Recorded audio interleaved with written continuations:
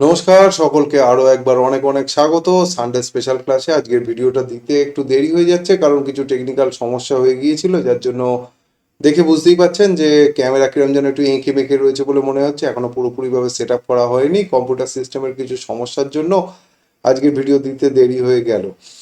বাজার যেভাবে মার্কাটারি ব্যবহার করছে তাতে আমার কম্পিউটার সিস্টেমে একটা সমস্যা হয়ে গিয়েছে। কম্পিউটারের চোখ অর্থাৎ ক্যামেরায় গড়বড় হয়েছিল, সেই ক্যামেরা নতুন করে সেট আপ করতে গিয়ে যত এই লন্ডভন্ড কাণ্ড হলো। এবং গত এক সপ্তাহে আমরা যেটা দেখলাম সেই একই রকম লন্ডভন্ড কাণ্ড কিন্তু মিডল ইস্টে ঘটে যাচ্ছে।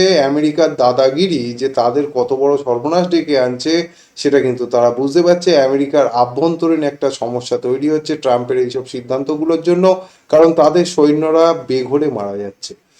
ইরান এখন কিন্তু অস্তিত্বের লড়াই লড়েছে, ঠিক যেমনটা দ্বিতীয় বিশ্বযুদ্ধের পরে ইহুদিরা লড়েছিল অস্তিত্বের লড়াই, এবং আজকে তারা ইসরায়েলকে ক্রমশ বড় করতে করতে গ্রেটার ইসরায়েলের দিকে যাচ্ছে। হয়তো আগামী মাসে দেখা যাবে লেবাননের বেশ খানিকটা ইসরায়েল দখল করে নেবে, কারণ অ্যাকচুয়াল নজর অন্যদিকে ঘুরিয়ে আসল কাজটা করে নেওয়া এটাই কূটনীতির কাজ, এবং ওরা সেটা করছে। তো লেবানন এবং সৌদি আরবের খানিকটা দখল করা ইসরায়েলের উদ্দেশ্য, যাতে করে সারা পৃথিবীর থেকে ইহুদিদের ডেকে নিয়ে তারা সেখানে গিয়ে বসিয়ে একটা বড় সড়ো শক্তিশালী দেশ তৈরি করে। তার জন্য ইরানের ওপরে আক্রমণ হচ্ছে। এগুলো জাস্ট আইওয়াশ। আমরাও চাচ্ছিলাম যে ভারত যদি এই টাইমে একটু নিজেকে বড় করে নিতে পারে সেটা বেটার হয়, কিন্তু যাই হোক সেটা হয়নি।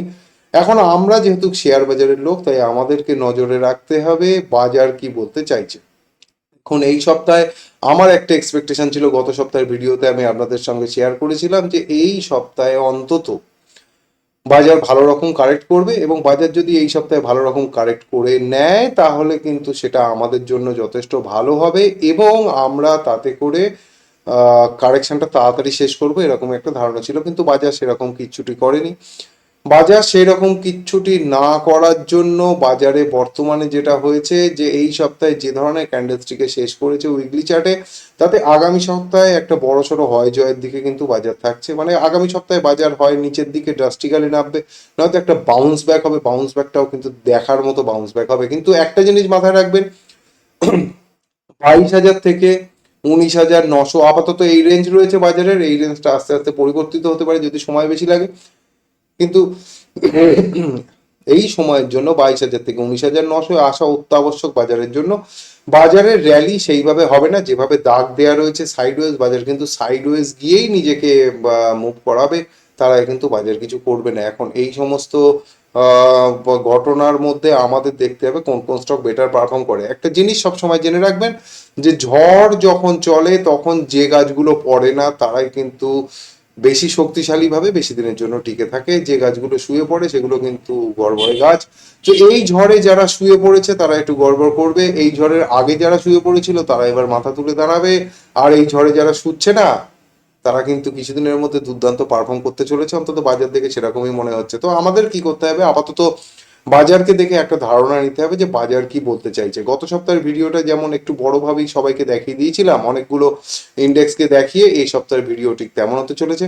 আর ভিডিও ঠিক শুরু করার আগে আপনাদের সঙ্গে যে কথাটা না বললেই নয়, শেয়ার বাজারে বিনিয়োগ কিন্তু সম্পূর্ণ বাজারগত ঝুঁকি সাপেক্ষ। আপনার যদি উপযুক্ত প্রশিক্ষণ না থাকে তাহলে আপনি শেয়ার বাজার থেকে প্রফিট করতে পারবেন না। সেই জন্য আপনি অবশ্যই আপনার ফাইন্যান্সিয়াল অ্যাডভাইজারের সঙ্গে কথা বলে তবে শেয়ার বাজারে বিনিয়োগ করুন, নয়তো নিজে শিখে নিয়ে শেয়ার বাজারে বিনিয়োগ করুন। আমার এই ভিডিও কেবলমাত্র আমি যে স্টেপগুলো নিতে চলেছি বাজারে সেগুলো আপনাদের সাথে শেয়ার করছি। এখানে কোনো রকম বাই সেল বা হোল্ডের রেকমেন্ডেশন নেই। আর আরো একটা কথা, বাজার এই যে শুক্র শনি রবিবার বন্ধ ছিল, এই সময় কিন্তু ইরান ধুলো তুলে দিয়েছে মেরে। ইরান মেরে ধুলো তুলে দিয়েছে, থামার কোনো নাম নেই। এবং যদি আর একটুখানি যুদ্ধটা টিকে যায়, যেমন আমি আপনাদের সঙ্গে শেয়ার করেই রেখেছি যে এপ্রিলের 15 তারিখে যুদ্ধ একতরফা শেষ হতে পারে ইরানের সাথে যুদ্ধটা। তো এপ্রিলের 15 তারিখে যে ওই ওর আশপাশে যে যুদ্ধটা শেষ হতে পারে, যুদ্ধটা তখনও কিন্তু আমেরিকা যথেষ্টভাবে ক্ষতিগ্রস্ত হবে, এবং যেটা ট্রাম্পের মুখ দেখেই বোঝা যাচ্ছে। তো চলুন আজকের ভিডিওটা দেখে আমরা আমাদের বাজারটা দেখি কি বলতে চাইছে। সর্বাগ্রে আমাদের তো এই দাগটা দেয়াই রয়েছে নিফটিতে, এবং নিফটিতে আমি বড় করে দেখাচ্ছি।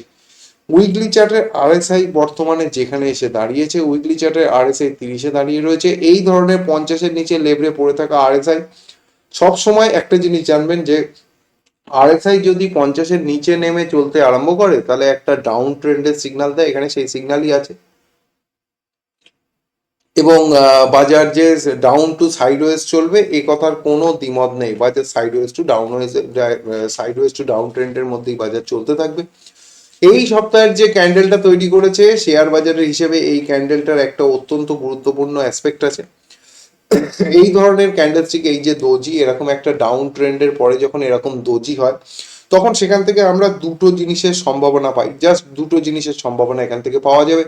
একটা হচ্ছে যদি যেখানে ক্লোজ করেছে এই যে 23,114, 23,114 নিচে খুলে যদি সাস্টেন করে যায়, তাহলে কিন্তু সরাসরি এই সপ্তাহে এই যে উইকলি 200 এখানে চলে আসার সম্ভাবনা রয়েছে, অর্থাৎ 21,900 চলে আসার সম্ভাবনা রয়েছে। সোজা কাটতে পারে বা আগামী 1-2 সপ্তাহে কাটতে পারে, আগামী 1 সপ্তাহ বা 2 সপ্তাহের মধ্যে এটা কেটে যাওয়ার সম্ভাবনা প্রবল। আর যদি এর ওপরে খুলে সাস্টেন করে যায় এবং 23,100 যদি না কাটে, 23,100 যদি না কাটে, তাহলে এখানে একটা মর্নিং স্টার জাতীয় ক্যান্ডেলস্টিক প্যাটার্ন করবে। যদিও তারপরে আবার লাল ক্যান্ডেল বানিয়ে কিন্তু এটাকে কেটে দেবে, কিন্তু এখান থেকে করবে এবং সেক্ষেত্রে 24,000-এ বড় ধরনের রেজিস্ট্যান্স কিন্তু 24,000-এ পেতে চলেছে সেক্ষেত্রে বাজার। তো আমাদের একবার ডেলি চার্টটাও এই সুযোগে দেখে নেওয়া দরকার। ডেলি চার্টে কোনো কিছু ক্লিয়ার নয়, ডেলি চার্টে আরএসআই তো লেবড়িয়ে রয়েছে। 60 মিনিট চার্টও বলছে যে সাইডওয়েজ থাকবে। 60 মিনিটে আরএসআই দেখুন সাইডওয়েজ থাকার সম্ভাবনা প্রবল। সাইডওয়েজ টু ডাউন ট্রেন্ড কিন্তু নিফটির বাজার থাকবে। নিফটি ব্যাংক উইক হয়ে গেল রে, উইক হয়ে গেল। এত ভালো স্ট্রং একটা ইন্ডেক্স, এত ভালো একটা ইন্ডেক্স, মানে জবরদস্ত স্ট্রং ছিল, সেই ইন্ডেক্সটাও কিন্তু ঝুলে গেল। এবং এই ইন্ডেক্সটাতেও মোটামুটি একই রকম প্যাটার্ন একটা কিন্তু তৈরি হয়েছে। দেখুন এই ধরনের ক্যান্ডেলস্টিক চার্টের উপরে তৈরি হলে তাকে শুটিং স্টার বলে, নিচে যখন তৈরি হয়েছে তখন এটা কিন্তু ইনভার্স হ্যামার। এক্ষেত্রে একই কথা আপনাদের বলতে পারি, যদি 53,400 এখন রয়েছে, 53,700-র ওপরে যদি টিকে যায়, 800ই ধরুন, 53,800-র ওপরে যদি টিকে যায়, তাহলে কিন্তু বাজার আবার 56,500 পর্যন্ত তুলে নিয়ে যাবে। 53,800-র ওপরে টিকে গেলে 56,500 পর্যন্ত তুলে নিয়ে যাবে। কিন্তু আরএসআই যেভাবে নিচের দিকে লেবড়ে পড়ে রয়েছে, তাতে বাউন্স আসলেও আবার নিচের দিকে কাটবে। তো এটা বেটার যে সোজা নিচের দিকে চলে আসুক, ঝামেলা মেটাক, বেশি দেরি করার দরকার নেই। আর একটা জিনিস আমরা এখান থেকে যেটা দেখতে পাচ্ছি, নিফটি কিন্তু ব্যাংক নিফটি 2020-র পর থেকে ক্রমশ এই বেগুনি দাগে সাপোর্ট নিয়ে নিয়ে উঠেছে। তো এবারে যদি বেগুনি দাগে সাপোর্ট নিয়ে ধীরে ধীরে উঠে যায়, অসুবিধা কিছু নেই। তাহলে সেক্ষেত্রে আমাদেরকে একবার ডেলি চার্টটা দেখে নিতে হবে। ডেলি চার্ট দেখলে বোঝা যাচ্ছে আরএসআই তো লেবরে রয়েছে ডাউন ট্রেন্ড, সব কটাই ডাউন ট্রেন্ডের সিগন্যাল দিচ্ছে। শুধুমাত্র উইকলি চার্টে একটাই আশা রয়েছে, যদি ওপরে খুলে সাস্টেন করে যায় তার একটা বাউন্স হবে 56,500 পর্যন্ত। আর ওই 56,500 পর্যন্ত যে বাউন্সটা হবে, তারপরে আবার একটা ডাউনফল আসলেও আসতে পারে। তো Nifty bank sideways to down trend বলছে। আর যদি ওপরে যায়ও সেটা 1 সপ্তাহের জন্য যাবে। ইউএসডি আয়নার ছাপ্পার ফাঁড়কে উড়েছে, একদম পুরো 93-65 গিয়ে দাঁড় করিয়েছে। এবং এই মুহূর্তে ইউএসডি আয়নার দেখে যেটা মনে হচ্ছে, ইউএসডি আয়নার কিন্তু দুরন্ত গতিতে 100-র দিকে এগোচ্ছে, দুরন্ত গতিতে এগোচ্ছে 100-র দিকে। পরপর কয়েকটা বড় বড় ক্যান্ডেল তৈরি হয়ে 100-এ খুব তাড়াতাড়ি পৌঁছে যাবে। সেরকম আরএসআই যথেষ্ট স্ট্রং। দেখুন আরএসআই নিয়ম অনুযায়ী 50-এর উপরে সাস্টেন করে রয়েছে, তো উইকলি চার্টে তার মানে যথেষ্ট ভালো স্ট্রেংথ আছে। ইন্ডিয়া ভিক্স 24-এ পরপর 2 সপ্তাহ দাঁড়িয়েছে। এই সপ্তাহে ইন্ডিয়া ভিক্সের যে ক্যান্ডেলস্টিক প্যাটার্নটা তৈরি হয়েছে, তার উপরে বেস করে একটা কথা স্পষ্টভাবে বলা যায়, যদি 23-এর ওপরে টিকে যায়, 23-এর ওপরে টিকে গেলে কিন্তু ইন্ডিয়া ভিক্স 38 পর্যন্ত নিয়ে যেতে পারে। 23-এর ওপরে টিকলে 24 কাটবে এবং 38 পর্যন্ত নিয়ে যাবে। আরএসআই ওভারবট জোনে প্রাইমারি ভাবে এসেছে, কিন্তু যদি 2270-এর নিচে টেকে, তাহলে কিন্তু সোজা আবার নিচে এনে ফেলবে 14। তো ইন্ডিয়া ভিক্সের আপাতত এই সপ্তাহটা পুরোটা দেখতে হবে। ডেলি চার্ট দেখে তো যথেষ্ট স্ট্রং মনে হচ্ছে, সুতরাং উপরের দিকে যাওয়ার সম্ভাবনা বেশি। সেক্ষেত্রে কিন্তু 34 থেকে 38 ওপরের দিকে টেনে নিয়ে যাওয়ার ক্ষমতা রাখে। গোল্ডে একটা শার্প ফল এসছে এবং গোল্ডের ফল দেখে যেটা মনে হচ্ছে 1,23,000-এর আশপাশে গোল্ড কিন্তু নামিয়ে আনতে পারে। 1,23,000 থেকে 25 এই রেঞ্জে কিন্তু গোল্ডের দাম নামিয়ে আনতে পারে। তবে অবশ্যই 1,43,000-কে কাটতে হবে। 1,43,000 কাটলে 1,23,000-এর আশপাশে আসবে। 1,43,000 না কাটলে কিন্তু আসবে না, ওটা এই সপ্তাহের উপর ডিপেন্ড করছে।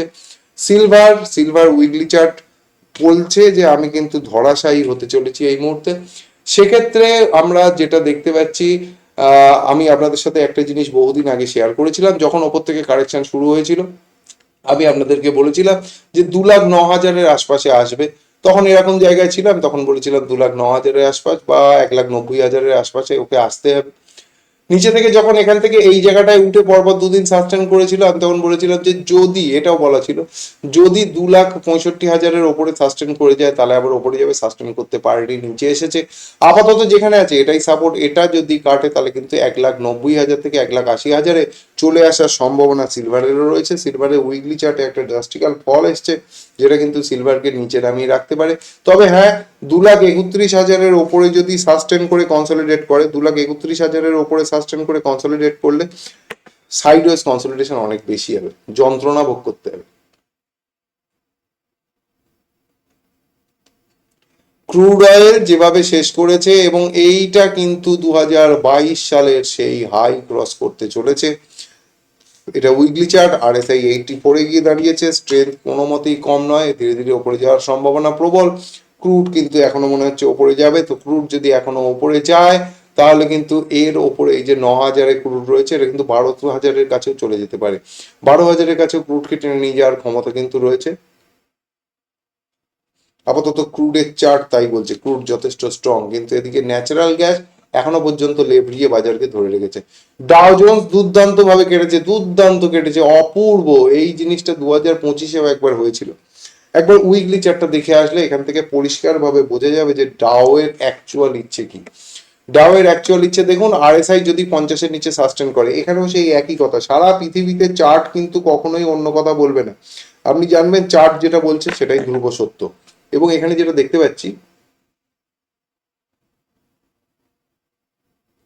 এখন 45,500 রয়েছে, 46,200-র উপরে যদি না যেতে পারে তাহলে কিন্তু এ ধীরে ধীরে এই সপ্তাহেই 43,800 নেমে চলে আসবে। এইখানটায় কিন্তু নামিয়ে নিয়ে চলে আসবে 43,500 থেকে 43,800। এই সাপোর্টে কিন্তু নামিয়ে নিয়ে চলে আসবে, এক সপ্তাহের মধ্যেই নামানোর সম্ভাবনা প্রবল।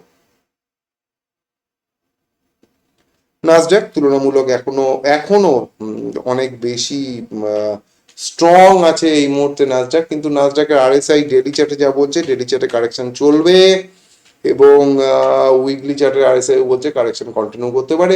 সেক্ষেত্রে 22,000-এ নামিয়ে নিয়ে আসার সম্ভাবনা এখানেও প্রবল। 22,000-এ কিন্তু সেটা এক সপ্তাহে হওয়ার সম্ভাবনা কম, হয়তো 2-3 সপ্তাহ নিতে পারে। এবারে বাদ বাকি ইন্ডেক্স গুলো আমাদের একটু দেখে নিতে হবে। ছোট ছোট যে ইন্ডেক্স গুলো, Nifty small cap 100, Nifty small cap 100 এই সপ্তাহেও দেখুন RSI, দেখুন RSI যেভাবে নিচের দিকে ধারাবাহিক ভাবে যাচ্ছে তাতে কিন্তু নিচে আসার সম্ভাবনা প্রবল দেখতে পাচ্ছি। উইকলি চার্টে প্রবল, মানে অনেক দিন ধরে নিচে আসবে, অনেক দিন ধরে নিচে আসবে। ঠিক একইভাবে যদি আমরা নিফটি মিড ক্যাপকে দেখি, নিফটি মিড ক্যাপ 100, তাহলে আমরা দেখবো যে এখানেও RSI বলছে আমি নিচের দিকে থাকবো। উইকলি চার্ট, উইকলি চার্টে না তো RSI তে ডাইভারজেন্স এসছে, না কিছু হয়েছে। উইকলি চার্ট বলছে যে আমি এখনো নিচের দিকে থাকবো, কিন্তু এটা একটা বড় সাপোর্ট। এই সাপোর্টটা ধরে নিলে কি হবে, সাইডওয়েজ কনসলিডেশন করবে। কিন্তু সাপোর্টটা যদি ছেড়ে দেয় তাহলে উইকলি চার্টে একটা বড় সড়ো ফল আসবে। নিফটি মাইক্রো ক্যাপ, মাইক্রো ক্যাপের RSI ও নিচে পড়ে রয়েছে। নিচে RSI তে একটা ডাইভারজেন্স মতো আসছে। নিফটি মাইক্রো ক্যাপ থেকে মনে হচ্ছে এই সপ্তাহটা হয়তো ওপরে উঠলেও উঠতে পারে। কিন্তু নিফটি মাইক্রো ক্যাপে একটা কথা বলে দিই, যদি এই বডির নিচে খুলে সাস্টেন করে যায় তাহলে জানবেন নিফটি মাইক্রো ক্যাপ কিন্তু ধরাশায়ী হয়ে 18,200 সোজা নামিয়ে নিয়ে চলে আসবে।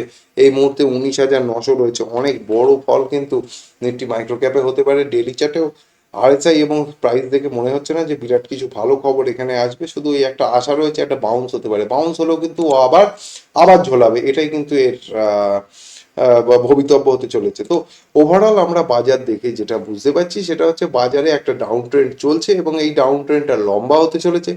এই ডাউন ট্রেন্ডে সেই স্টকগুলো পারফর্ম করবে যে স্টকগুলো এই মুহূর্তে ওপর থেকে কারেক্টেড হয়নি, বা যারা এই কারেকশন শুরু হওয়ার আগেই কারেক্টেড হয়ে বসে রয়েছে।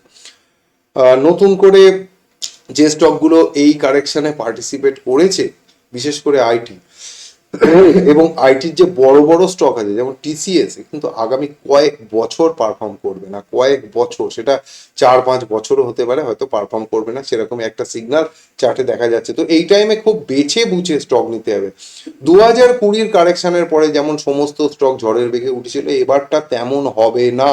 আমি আলাদা আপনাদের রিলস বানিয়েও বলে রেখেছি, এবার কিন্তু 2020-র মতো দেখতে হলেও 2020-র মতো হবে না। সঠিক স্টক কিনলে তবেই সেটা বাড়বে, নয়তো বাড়বে না। সপ্তাহে বাসন্তী পুজো রয়েছে, সবাই আনন্দ করুন, উৎসব করুন। আর দুদিন আগে তো ঈদ গেল, পুরো সপ্তাহ উৎসবের যাচ্ছে, আর ওদিকে পুরো সপ্তাহ যুদ্ধের যাচ্ছে। এই যুদ্ধ উৎসব নিয়ে আমাদের বাজার নিয়ে যেহেতু কারবার, তাই দুঃখ করে লাভ নেই। ভালো থাকুন, সুস্থ থাকুন এবং শেয়ার বাজার থেকে প্রচুর প্রফিট করুন, এই শুভকামনা জানিয়ে আজকের ভিডিও এখানেই শেষ করছি। জয় ভোলেনাথ।